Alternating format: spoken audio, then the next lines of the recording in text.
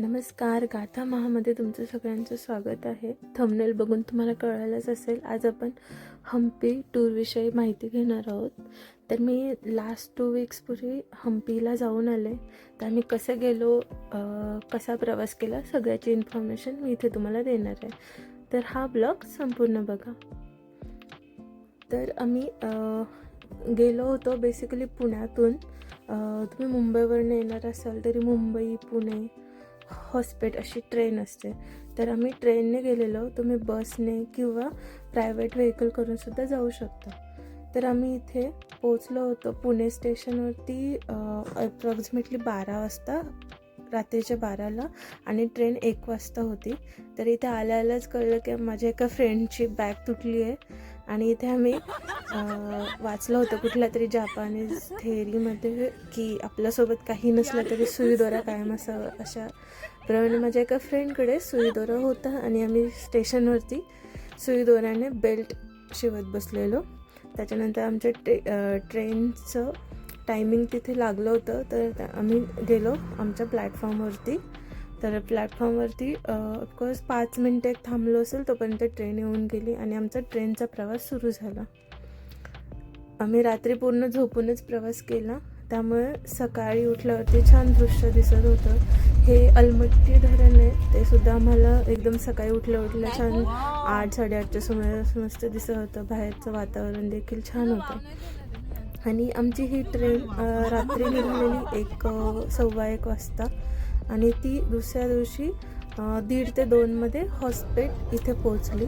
तर direct हम्पीसाठी train नाही आहे, तर त्यामुळे आपल्याला हॉस्पेटला जावं लागते आणि तिथून ट्रेन घ्यावी लागते. तर हे होतं स्टेशन बदामीचं आलेलं आहे. त्यानंतर आपण पुढे गेलो आणि इथे काहीतरी चालू होतं, माहीत नाही काय होतं, पण खूप लोक होते. आणि हीच ट्रेनमधली काही दृश्य आहेत. इथे शेती दिसेल तुम्हाला, बऱ्यापैकी हरभरा, ज्वारी, केळी अशा शेती आहेत इथे. आणि नारळाची झाडं खूप बघायला मिळतात. हरभरा, गहू पेरलेलं होतं लोकांनी, तर ते आम्हाला दिसलं. आता आम्ही इथे पोचलो होतो हॉस्पेट स्टेशनला आणि इथून आम्ही केलेले ऑटो. तर इथून आपण ऑटोच करू शकतो मोस्टली आणि ते आपल्याला परवडतं सुद्धा. तर ऑटोने आपल्याला 31 ते 45 मिनिटं हॉस्पिटलवरून हम्पीला पोहोचायला लागतात. आणि आम्ही राहणार पण हम्पीमध्येच होतो. तर पूर्ण बॅग्स वगैरे घेऊन आम्ही तिकडेच गेलो, कारण की आम्हाला फिरायचं होतं, तर ते जवळ पडतं. आणि पुनीत राजकुमार यांचा फोटो आपल्याला कुठे दिसणार नाही, कर्नाटकमध्ये गेला असं होणार नाही. तर इथे ऑलमोस्ट सगळीकडे पुनीत राजकुमार यांचा फोटो होता. त्यातलाच हा एक रिक्षावरचा फोटो मी इथे ॲड केला आहे. छान वाटतं बघून. त्यांचं जे महत्त्व आहे हॉस्पेटमध्ये सुद्धा, त्यांचं खूप नाव आहे. आज पण लोक त्यांना खूप मानतात, इथले लोक. आणि आता चला आपण पुढे जाऊया. आता आम्ही पोचलो हम्पीमध्ये. आम्ही चेक इन केलं आणि फिरायला निघालो. तर सगळ्यात पहिलं आम्ही बघितलं उग्र नरसिंह मंदिर. ह्या मूर्तीला लक्ष्मी नरसिंह असे म्हणायचे, परंतु आक्रमणानंतर वरती बसलेली लक्ष्मीची मूर्ती देखील पडलेली आहे आणि आता ही अशा अवस्थेत दिसते.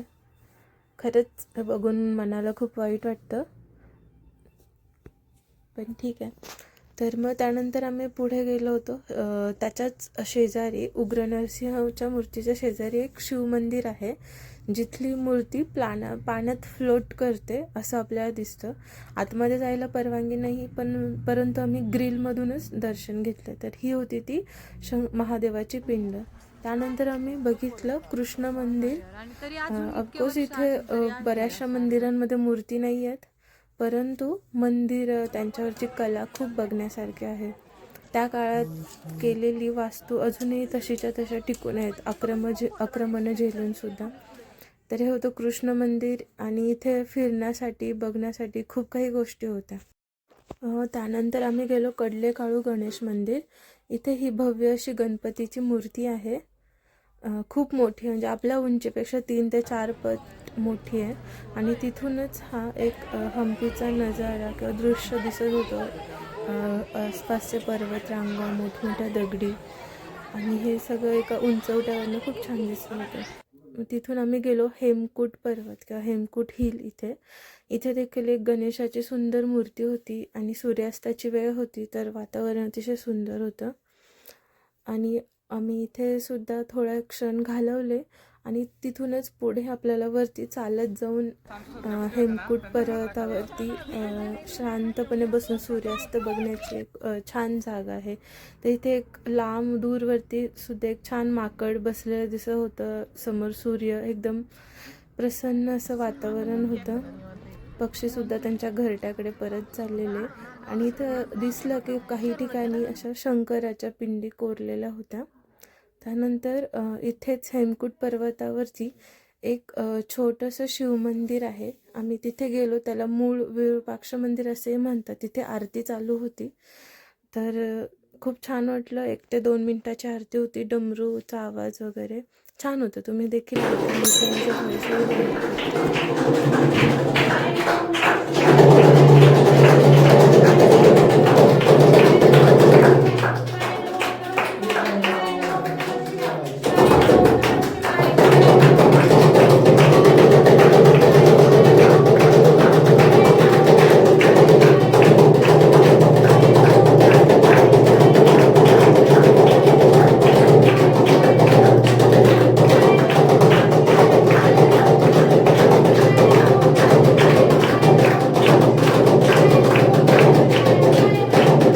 देखील 6च्या दरम्यान इथे असाल तर ही शंकराची आरती नक्की बघा, अनुभव घ्या. 2 मिनिटातच अगदी मन प्रसन्न झाल्यासारखं आणि शांत वाटतं.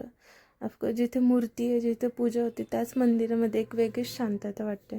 तिथूनच आम्हाला विरूपाक्ष मंदिराचं एक सुंदर दृश्य दिसत होतं आणि बाकीच्या ज्या गोष्टी आहेत आसपासच्या त्या देखील कवर होत होत्या सगळं. कारण ते हेमकूट पर्वत थोडं उंचवट्यावर आहे, तर तिथून खालच्या गोष्टी खूप छान दिसत होत्या. त्यानंतर आम्ही तिथून गेलो चालत विरूपाक्ष मंदिरामध्ये.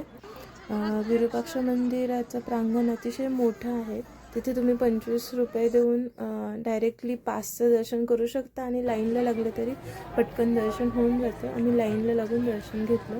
त्यानंतर आम्ही लक्ष्मी हत्तीनीचं देखील दर्शन घेतलं इथे. तिथे मंदिराला लागूनच आहे विरूपाक्ष मंदिराची पुष्करणी.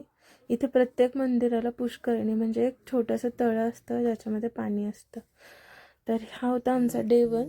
तुम्हाला कसा वाटला व्हिडिओ मला कमेंट्समध्ये नक्की कळवा. Stay tune for day 2. आणि मी आज म्हणजे पहिल्या दिवशी जे काय एक्सप्लोअर केलं आहे त्याचं पूर्ण नंबरप्रमाणे लिस्टिंग आणि सगळं मी डिस्क्रिप्शनमध्ये ॲड करेल. ते तुम्ही एकदा गो थ्रू करून घ्या, जेणेकरून तुम्हालाही समजेल की पहिल्या दिवशी तुम्ही काय काय गोष्टी एक्सप्लोअर करू शकता. म्हणजे पहिला दिवस म्हणजे पहिला हाफ डेज होता, बट त्याच्यामध्ये काय काय एक्सप्लोअर केलं.